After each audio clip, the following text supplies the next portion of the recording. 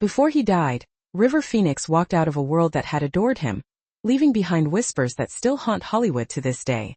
The streets of Los Angeles had never felt quieter than that night, yet the echoes of his laughter, his charm, and the unmistakable brilliance of a young actor stolen too soon still linger in smoky clubs and hidden corners of the city.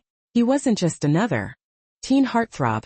He was a visionary, a soul too sensitive for the glare of fame, a boy who carried the weight of both rebellion and enlightenment on his slender shoulders. It was the kind of night that seemed ordinary at first. Neon lights flickered on the Sunset Strip, casting shadows over the eager crowds outside the Viper Room. Inside, the air was thick with cigarette smoke, faint perfume, and the restless energy of Hollywood's most restless dreamers. And there among the crowd was River, laughing, flirting, disappearing between conversations, yet somehow larger than life. But beneath the charm and the velvet soft voice was a storm that few could see. Rumors of substance abuse, of struggles with identity, of a relentless pressure to be more than human. These whispers circulated quietly among the people closest to him. They spoke of late nights that ended too soon, of a body that gave way to demands no teenager should bear. That night it wasn't just the fame that followed him. It was the fragility of a soul unprepared for a world that demanded perfection. And when River Phoenix left that club for the final time, the world didn't just lose an actor. It lost a force of nature, a fragile star whose light burned too bright, too fast, and left an entire generation questioning the cost of brilliance. River Phoenix was not born to obscurity. He was born into a world of wandering, a family nomadic in spirit and radical in ideology. Born in 1970 in Madras, Oregon, River grew up under the wide sky of the Pacific Northwest, where forests seemed endless and the air carried the scent of possibility. His parents, John Lee and Arlene Phoenix, were not conventional. They were dreamers, believers in alternative lifestyles, in communal living, in spiritual exploration. From a young age, River was immersed in a world that valued experience over convention, emotion over practicality. His childhood was unconventional, yes, but it was rich in the kind of freedom that would shape his artistry. Street performances, impromptu musical sessions, and a family ethos that blurred the lines between reality and idealism. Yet beneath this free-spirited upbringing lurked tension. The Phoenix family moved frequently, chasing ideals and escaping societal expectations. River, sensitive and intuitive, absorbed these shifts with a precocious intensity. He was acutely aware of impermanence, of the fragility of moments, and he carried this awareness into his art. By the time he stepped into Hollywood, he was not merely a teenager seeking fame. He was a young man attempting to reconcile the world's beauty and its cruelty, often in the same breath. Hollywood in the late 1980s was a seductive, dangerous labyrinth. Teen idols were worshipped, scrutinized, and discarded with alarming speed. River, however, was different. His performances in films like Stand By Me and My Own Private Idaho revealed a depth beyond his years, a capacity to channel pain, longing, and existential awareness into every gesture, every line of dialogue. Audiences were captivated, critics mesmerized.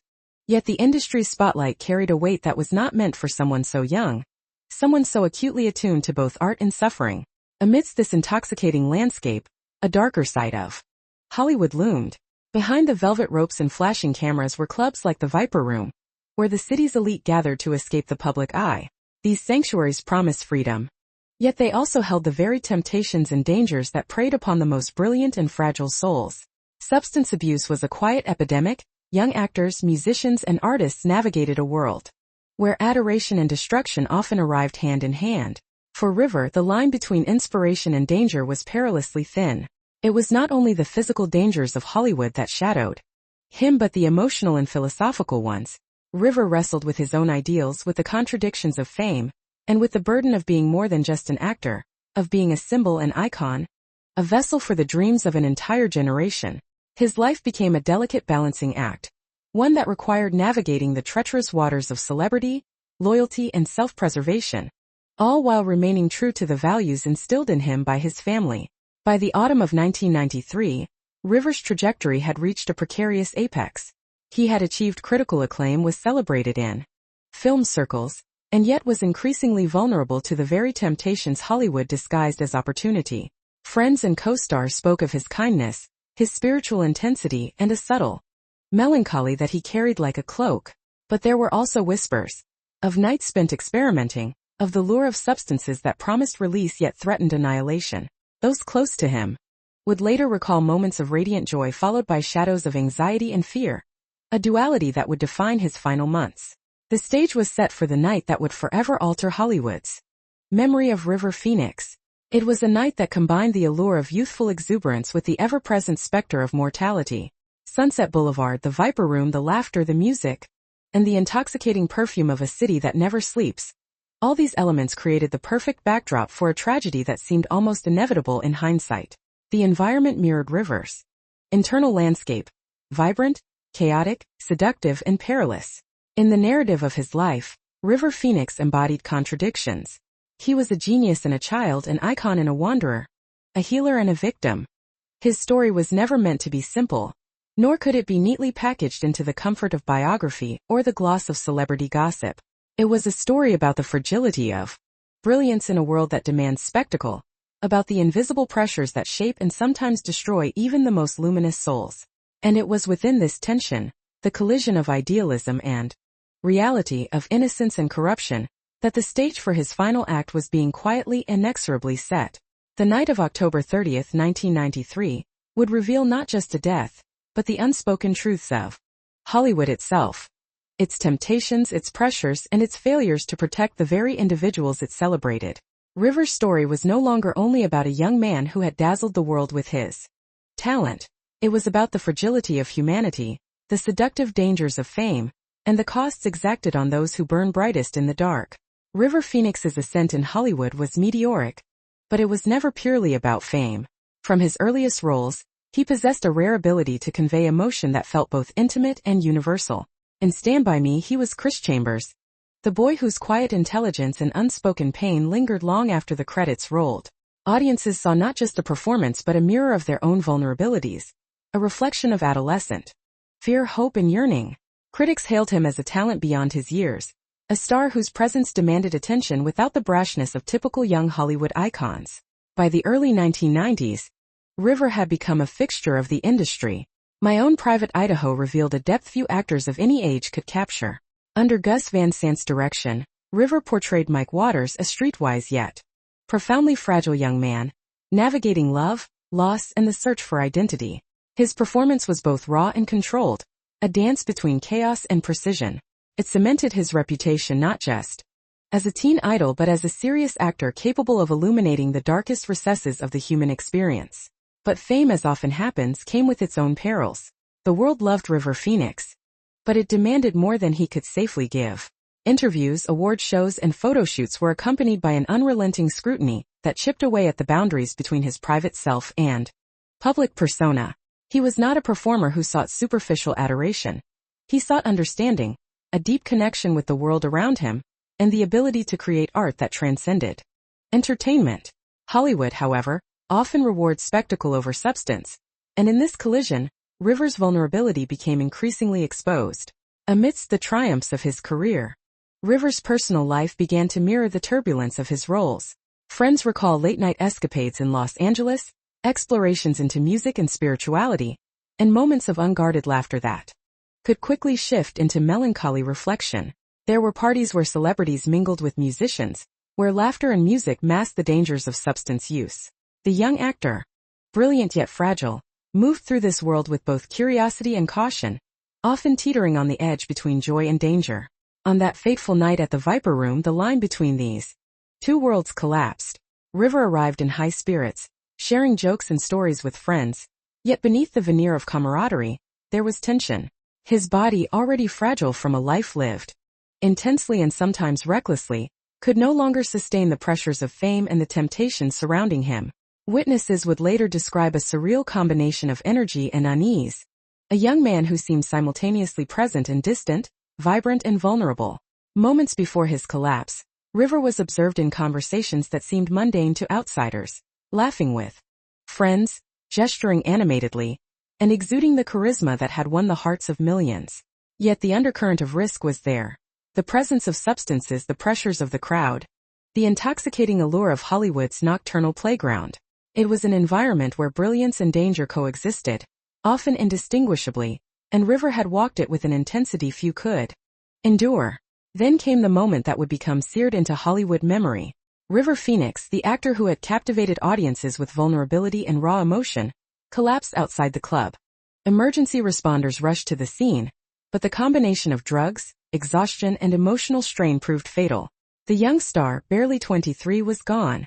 In that instant, Hollywood lost not just an actor but a spirit, a consciousness that had challenged, inspired, and provoked reflection among all who encountered him. The aftermath rippled through the industry. Critics, co-stars, and fans alike struggled to comprehend the loss. Rumors swirled about the substances involved, the choices leading to that night, and the pressures that Hollywood imposed on its young stars.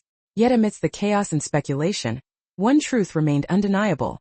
River Phoenix's talent, sensitivity, and presence had left an indelible mark. He had lived intensely, loved deeply, and in his final moments, had exposed the fragility of brilliance in a world unprepared to protect it. Even after his death, his influence endured. Actors cited him as inspiration. Filmmakers spoke of his dedication, and fans clung to the memory of performances that transcended time. River Phoenix's life had been brief, but in its intensity, it became a cautionary tale. A story of genius and vulnerability colliding with a society unprepared to understand either fully. The stage was set not just for mourning but for reflection, as the truth behind the bright smile and piercing gaze would slowly emerge in the days and years to come. The truth behind River Phoenix's death is as haunting as it is tragic. A collision of circumstance, vulnerability, and a culture that often valorizes brilliance while ignoring its fragility. In the immediate hours after he collapsed outside the Viper Room on that October night in 1993, witnesses struggled to grasp the reality unfolding before them. Friends reported seeing him slip away almost imperceptibly, a hand trembling, a body faltering, as if the very life force within him had been quietly drained. The paramedics arrived, but it was too late. River was pronounced dead at the age of 23, and the world recoiled at the suddenness of his departure. Toxicology reports would later reveal a lethal combination of drugs, cocaine and heroin, a mixture sometimes referred to as a speedball. It was an all too common danger among young actors and musicians in Hollywood, yet in River's case, felt especially cruel. Friends and family insisted that River had never been reckless in a careless sense. He was thoughtful, deeply reflective, and often cautious. This moment, tragic as it was, highlighted a chilling reality. Sometimes even those who seem most aware, most guarded, and most mindful of the dangers around them, are not immune to the pressures and temptations that surround them. The aftermath of his death was a torrent of media frenzy. Tabloids painted the scene in stark, sensational terms, often reducing River's life to a cautionary headline. Yet those who knew him told a different story.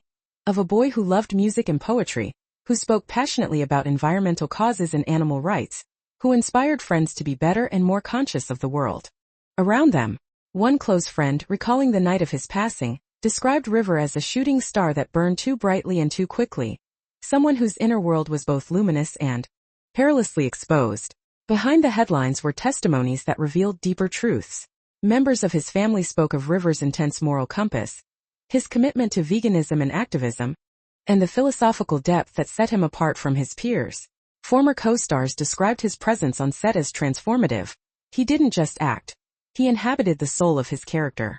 These glimpses into his humanity made the loss even more profound, illustrating the contrast between the vibrant life he led and the circumstances that ended it. The public reaction was a mixture of grief, anger, and reflection. Fans left flowers outside the Viper Room, memorials sprang up online and in Hollywood, and conversations began about the pressures faced by young actors in the industry. River Phoenix's death became a symbol of lost potential and a sobering reminder of the hazards of fame, particularly for those whose brilliance is inseparable from vulnerability. The emotional weight of the tragedy forced Hollywood to reckon, however briefly, with its complicity in creating environments where talent and fragility collide dangerously. In the years following, River's legacy grew not just through his films but through the mythos that surrounded his life and death. Documentaries, interviews, and retrospective articles painted a picture of a young man who was brilliant, sensitive, and tragically human. His final night became emblematic of the tension between genius and exploitation, innocence and experience, artistry and destruction. Those who loved him continued to tell the story of a soul too aware, too empathetic, and too brilliant for the world in which he lived. River Phoenix's death was not merely an accident. It was a moment that illuminated the hidden machinery of Hollywood, the allure, the danger, and the moral ambiguity of fame. It revealed the vulnerabilities of a generation and challenged audiences to look beyond the surface glamour and into the human lives that lie beneath.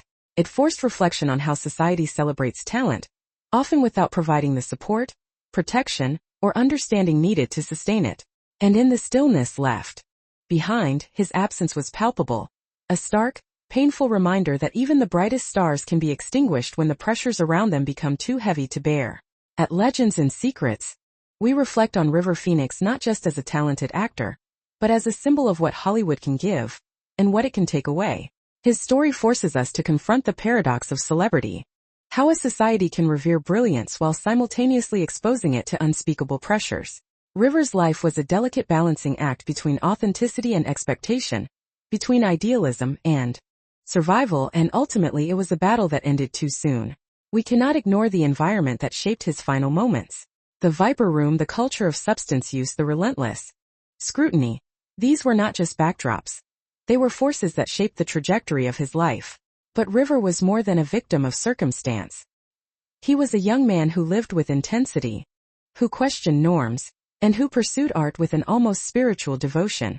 That devotion, while awe-inspiring, came with vulnerability. It is this duality that makes his story resonate so powerfully decades later. The genius and the fragility, the light and the shadow entwined inseparably. We often hear of cautionary tales in Hollywood, but River's story transcends the simplicity of warning. It is a meditation on the human cost of brilliance.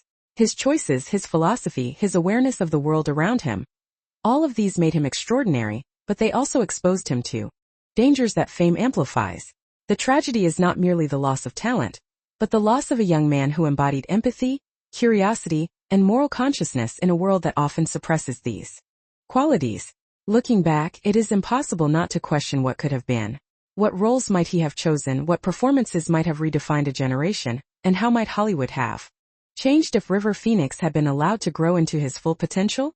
These are not rhetorical questions.